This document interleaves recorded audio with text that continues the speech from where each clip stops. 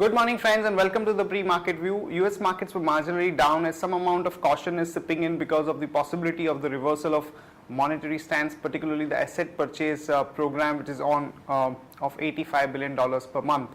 European markets were up about 0.5% or thereabouts, and when we look at the Asian markets today morning, most of the markets are marginally down, no major data points or negative developments as such. Yen is steady around 102.5 odd levels, and in terms of other asset classes, crude is around 104 odd levels. It is actually going up gradually over the past few sessions when we've seen major cuts across the precious metals like gold and silver, and after those sharp cuts we saw some amount of recovery both in gold and silver, and now gold is pegged at about 1385 odd dollars and silver is around 22.5 odd dollars. In terms of flows, friends, FIs were net buyers in the cash market to the tune of about 764 odd crore, and the domestic institutions were sellers to the tune of about 740 crore, and in the index futures we have seen some amount of buying by the FIs to the tune of about 312 odd crore. Our markets opened up very well, but there was a gradual grind down through the day as we didn't have any major incremental flows or positive news flow. The major action was seen in some of the auto names like Tata Motors, Maruti and Mahindra. Maruti, because of the yen effect, a lot of people have turned positive on the stock.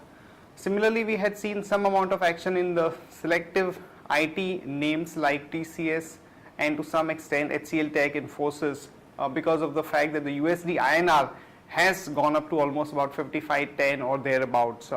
On that note, let me invite Sadhna to take us through important F&O cues, data and strategies that we can have in the F&O markets. Good morning friends, let's have a view on derivatives. Yesterday, the benchmark indices failed to extend its initial rally and settled the session in red at the end. And in this period, we have seen long accumulations were built up by market participants, along with FIs also were net buyers of approximately 1068 crores.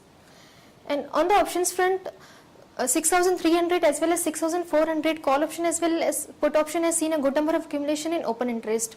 Overall, our bias for the market is positive, but uncertainty may continue to prevail in the market. And from intraday perspective, one can go long on Bajaj Auto with a stop loss of 1840.90, and one can go long on Infosys with a stop loss of 2319.05. Here are the important news and events that we are tracking today. First of all, Tech Mahindra is going to be announcing numbers, and we are looking at a net profit of about 324 crore. Also, we have seen that because of the rupee depreciation against the dollar, there is some amount of renewed buying interest in some of the technology names. So there could be some positive action in the Tech Mahindra stock in today's market. Divi's Lab has come out with numbers, and numbers are definitely way below market expectations, both on the top line and the bottom line front. The net profit that the company has announced is about 181 crore as against the market expectations of about 220 crore, and the top line that the market was looking at was about 718 crore, whereas the actual top line was about 656 odd crore. So expect some negative reaction in Divi's Lab stock in today's market. There are reports that CAG has said that there was some kind of a cartelization by the telecom companies in the recently conducted spectrum auctions, and because of the inability of the government to take action against these telecom companies, the country suffered the spectrum loss, or there was a wastage of the spectrum because of the inability of the government to take action. So this is definitely sentimentally negative for the telecom companies. So expect some negative reaction in stocks like Bharti, Idea and Arcom in today's market. The oil ministry has circulated a note increasing the oil price to about $6.7 per unit as against the earlier expectations of about $8 to $8.5 per unit.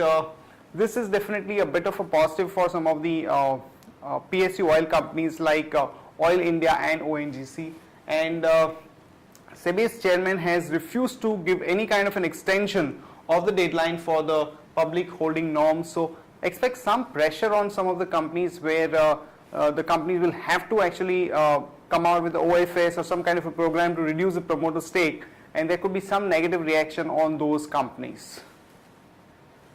Thomas Cook is looking at monetizing its assets over a period of time. They have about 43,000 square feet in the heart of Delhi, and also they have a property in Mumbai, which is valued at about 200 to 250 crores. So there has been some amount of buying interest in Thomas Cook on the back of that. And Titan has indicated that they are likely to tone down their expansions after a very aggressive expansion over the last 5 years.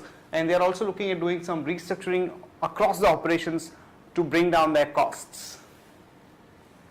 Reliance Infra has said that they are going to give away projects worth about 20,000 crore due to inordinate delays in clearances by the government, particularly Mumbai Metro 2, Mumbai Sea Link extension project, and the couple of ultra mega power projects are going to be discontinued.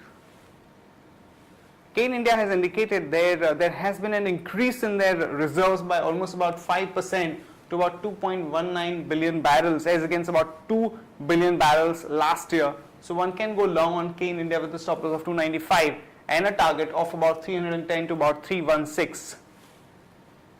Bhushan Steel, some negative news as the company has been deducted by excise duty for evasion of excise to the tune of about 24 crores. So one can short Bhushan Steel with a stop loss of 260 and a target of about 247 to about 241. That's it from all of us, friends. Have a great trading session and see you tomorrow at the same time.